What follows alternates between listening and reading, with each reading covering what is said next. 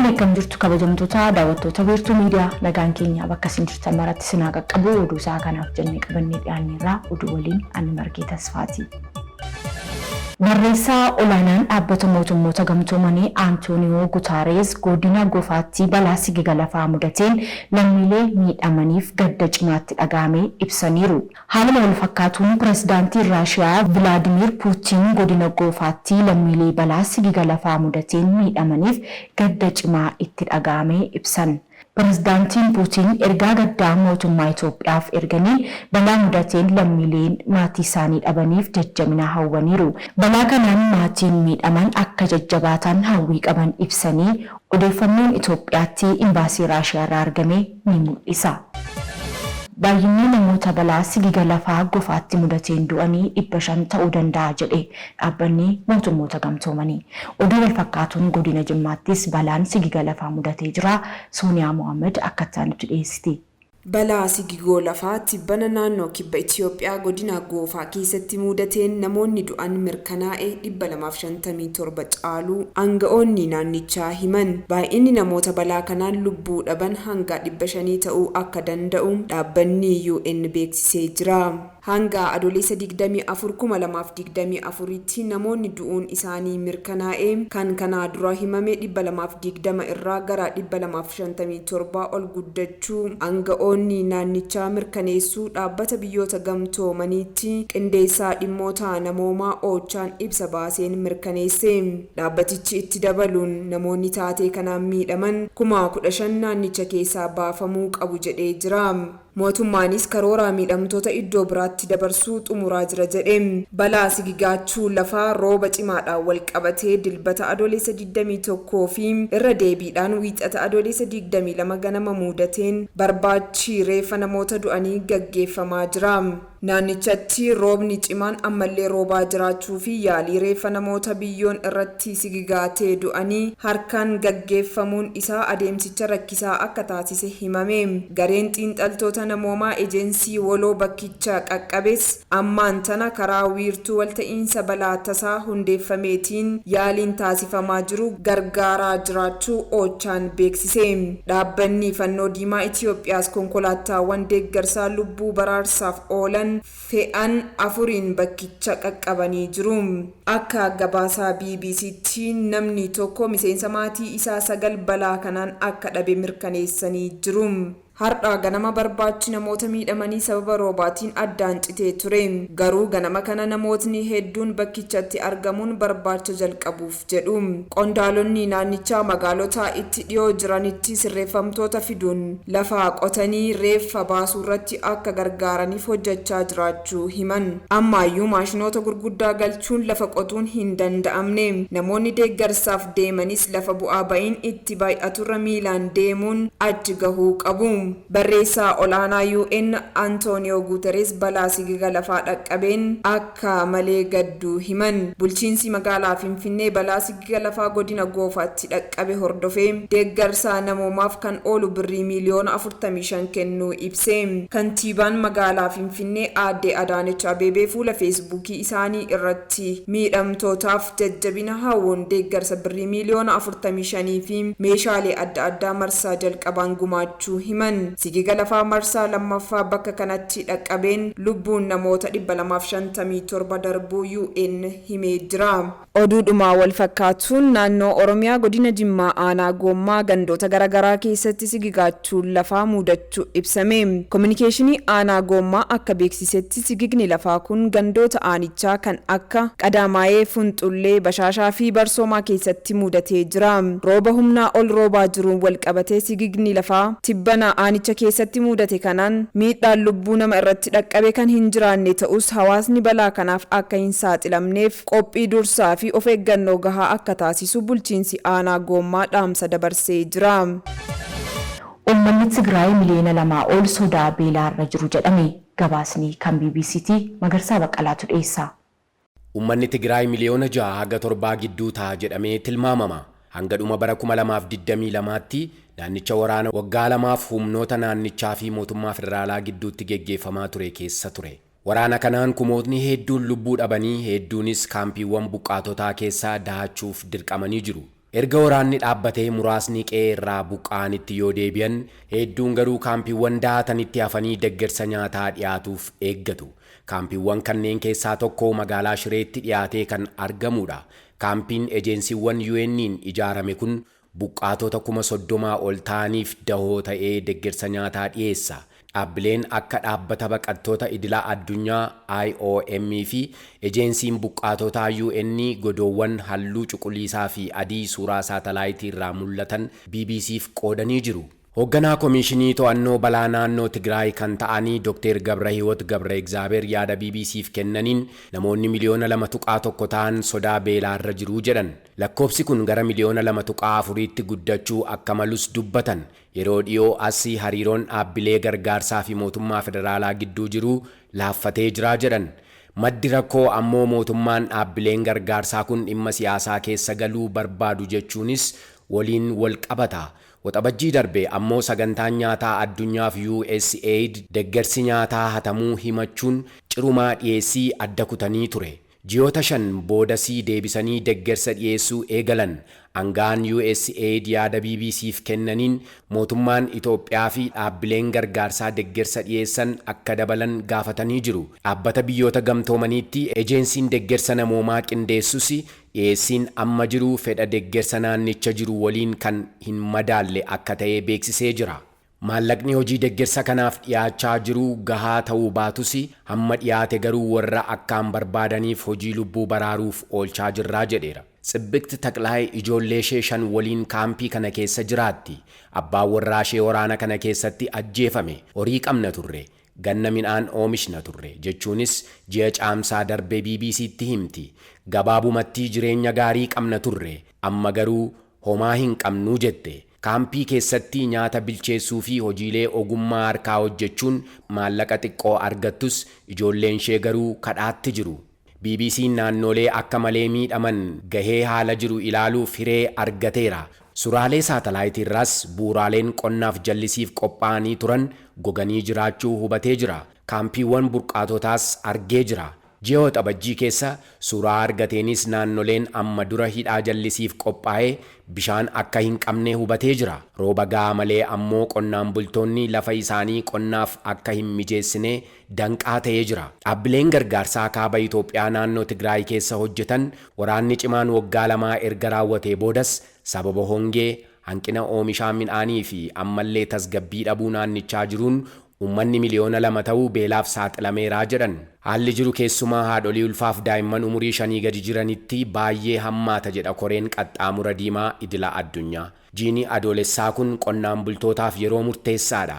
Haa ta'u malee deeggarsa nyaataa sababa barbaadaniif kaampiitti deeggarsa nyaataa eeguutti lafa isaanii qotuuf ba'uu hin dandeenye. Gabaasni kan BBC'ti.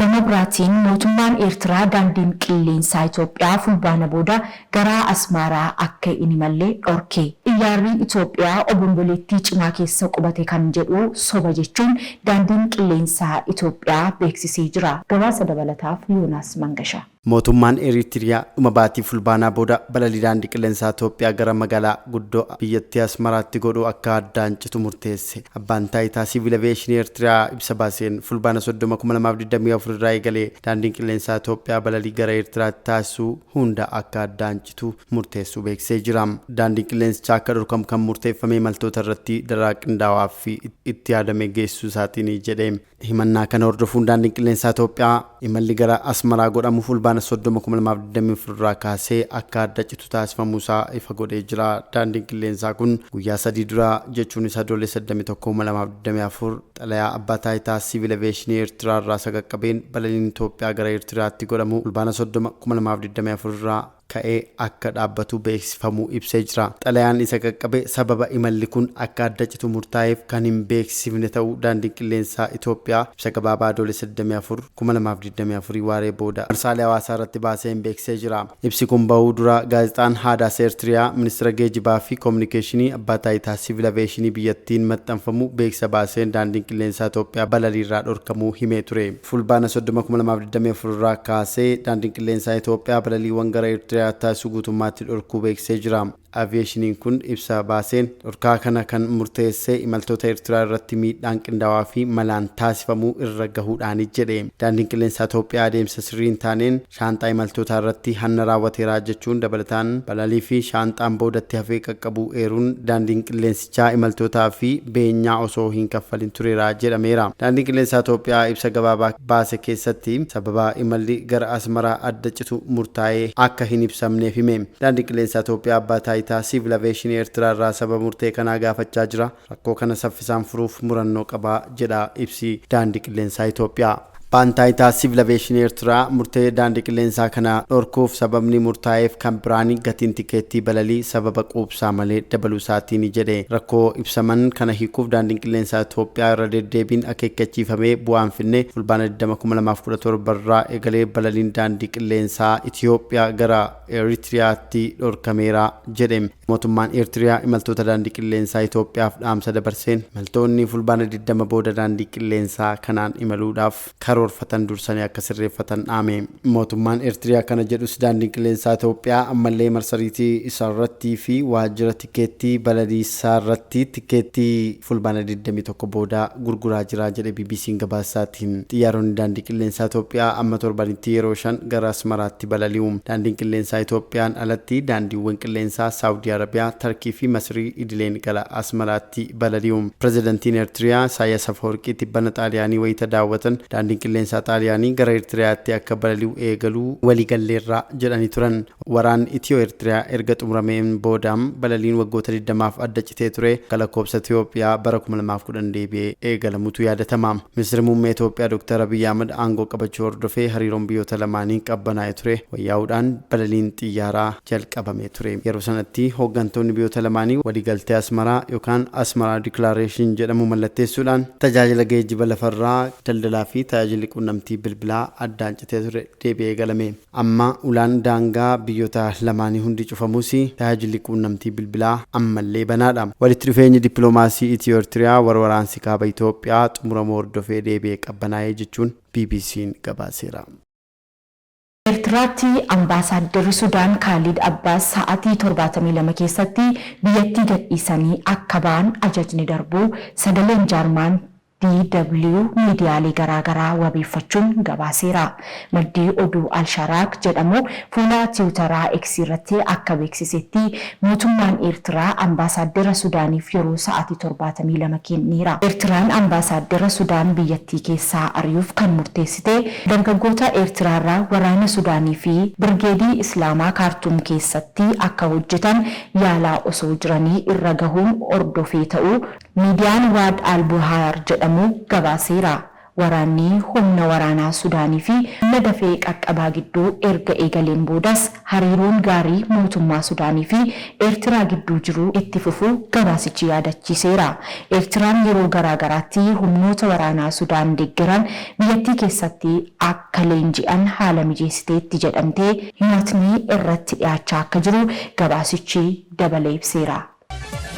Taphoonni Olompikii 33ffaa Paariis har'a kan eegalaman yoo ta'u, dorgommichi seenaa keessatti yeroo jalqabaatiif istaadiyeemiin ala qarqara lagaatti dorgomama.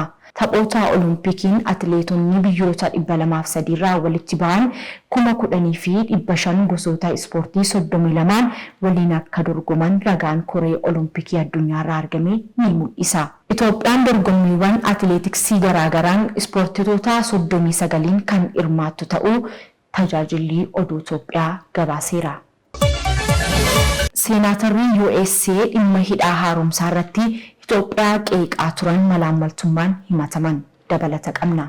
Seenaatarri Ameerikaa gameessi Boon Menendez malaammaltummaan himatamuun aangoo isaanii gadhiisuuf Boon Menendez miseensa paartii Dimookiraatotaa yoo ta'an warqii fi maallaqa callaa matta'aa fudhachuun aangoo isaanii fayyadamanii biyyoota alaa akka Masriif loogiin hojjechaa turuun himataman. Hoogganaan Seeneetii Dimookiraatotaa Chaak Schumer dabalatee akka Menendez aangoo gadhiisaniif gaafachaa turan. Amma Boon Menendez hojii isaanii irraa ka'uuf kan murteessan koreen naamumsaa Seeneetii US qorannoo waan irratti jalqabanii fi duraan hoogganaa koree seeneetii dhimma alaa ta'uun hojjechaa kan turan Menendez Kaatarii fi Maasriif looguun jecha mattaa fudhachuun himatamanii himata isaan irratti dhiyaate 16 balleessaa ta'uun irratti murtaa'ee jira. Murtoon adabbii onkoloolessa 29 kan darbu yoo ta'u hidhaa yeroo dheeraan adabamuu danda'u jedhame. Hojjettoonni FBI qorannoo geggeessaa turan maallaqa callaa doolaaraa 480 ta'u poostaan maramee warqii doolaaraa 100 baasu waliin manatti isaaf ergamuu bira geenyeerra jedhan. Warqiin argames akka ragaatti irratti dhiyaachuu himameera. Maanguddoon waggaa 70 Menendez balleessaa hin qabu waadaan uummataaf galee hin cabsine jedhanii turan. Menendez hojii isaanii gadhiisuuf bulchaa New Jersey Phil Murphytti xalayaa kan galfatan yoo ta'u seeneetii keessatti hojii nama boonsuu hojjedheera jedhan. Murtee irratti darbeeffammoo oliyyata akka fudhatan himan. Seeneetiin dhimma yeroo dheeraa gaafatu kanaan kan qabame hojii isaa guddaarraa akka hanqatu hin barbaadu. Xalayaa isaan hojii seenaatarummaa isaanii gadhiisuuf galfatan hagayya 20 dubbifama. Bob Menendez yeroo jalqabaaf filamuun mana maree bakka bu'oota uummataa kan galan bara 1993 dha. Bara 2006 immoo seeneetiitti mudaman. Himanni matta'aa fudhachuu kana dura irratti dhiyaachaa ture bara 2017 osoo hin xumuramin addaan cite. Haa ta'u malee himanni bara kanaa isaan irratti dhiyaate 9 balleessaniiru jedhaman. Akkasumas abbootiin qabeenyaa lama Waahil Annaa fi Firiid Daayibas jedhaman seenaatara kana fayyadamuun akka mootummaan Maasrii fandii investimentii Kaataraa irraa doolaara miliyoonota hedduu akka argatu gochuun kan himataman yoo ta'u isaan garuu himata irratti dhiyaate kana haalaniiru. Abbaan qabeenyaa sadaffaa Joosee Yuriibee immoo balleessaan irratti muraman Menendez irrattiyyuu ragaa ba'anii jiru. Bakka bu'aan Menendez Aandii Kiim kan jedhamu New Jersey irraa paartii Dimookiraatotaa bakka bu'uun seeneetiif mo'atee jira. Himanni matta'aa fudhachuu haadha warraa isaanii irratti dhiyaate ammoo dhibee kaanserii harmaarraa bayanachaa waan jirtuuf yeroo hin beekamnetti darbeera. Ameerikaan dhimma hidha Abbayyaa irratti Maasrii fi Itoophiyaan akka walii galaniif jaarsummaan gidduu galaa turte. Itoophiyaan garuu yeroo adda addaatti USA Maasrii vloogdi jechuun maricha keessaa baatee turte. Yeroo sana koree seeneetii dhimma alaa USA hoogganaa kan turan Bob Menendez kan ammaa Maasrii vlooguuf matta'aa fudhatan jedhamuun himataman ture. Himatichi Bob Menendez aangoo isaanii fayyadamuun akka bakka bu'aa alaa Maasriitti hojjeteera jedhamanii jiru. Egaan kabajamtoota daawwattoota wiirtuu miidiyaa oduunsaa kanaaf jennee kana gammaatti daawwattan ture turtii gaarii.